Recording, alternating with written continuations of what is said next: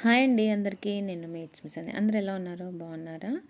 ఆకుకూరలు అంటే చాలామంది ఇష్టపడరు కదా! ఆకుకూరల్లో తినకుండా ఉంటారు కాబట్టి ప్రోటీన్స్ అనేది ఉండదు కదా! ఆకుకూరలు తినకపోతే ఆకుకూరలు తినేలాగా ఇష్టంగా వాళ్ళకి నచ్చేలాగా చేసి పెడితే చాలా బాగుంటుందండి.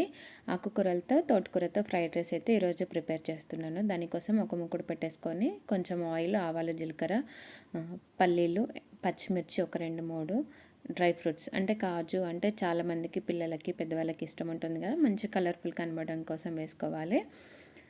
కొంచెం మంచిగా మగ్గిన తర్వాత కొంచెం పసుపు, జింజర్ గార్లిక్ పేస్ట్ వేసి మగ్గించాక కలర్ చేంజ్ అవుతున్నప్పుడు ముందుగా చిన్నగా కట్ చేసి పెట్టుకొని కడిగేసి పెట్టేసుకున్న తోటకూర వేసుకోవాలి. చాలా టేస్టీగా ఉంటుందండి.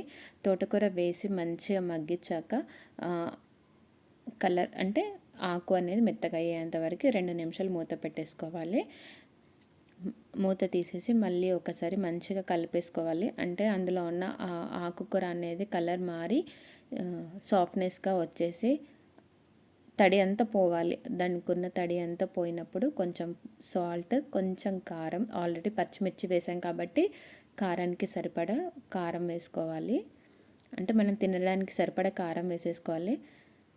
ఆ ఫ్లేవర్డ్ అనేది అన్నిటికీ ఆకుకూరకంతా మంచిగా పట్టేసుకున్న తర్వాత మనకి సరిపడా రైస్, నేను చేసింది అయితే ఒకరికి సరిపడా క్వాంటిటీ మాత్రమే చేశానండి.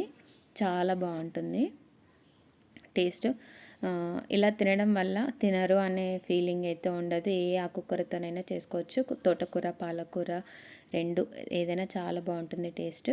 ఒక 2 మినిట్స్ మగ్గిచ్చేసుకొని సర్వ్ చేసుకుంటే చాలా బాగుంటుంది. లంచ్ బాక్స్కి కూడా చాలా బాగుంటుంది. ఒక్కసారి ట్రై చేయండి. ప్లీజ్ సబ్స్క్రైబ్ చేయండి, లైక్ చేయండి, షేర్ చేయండి, కామెంట్ చేయండి.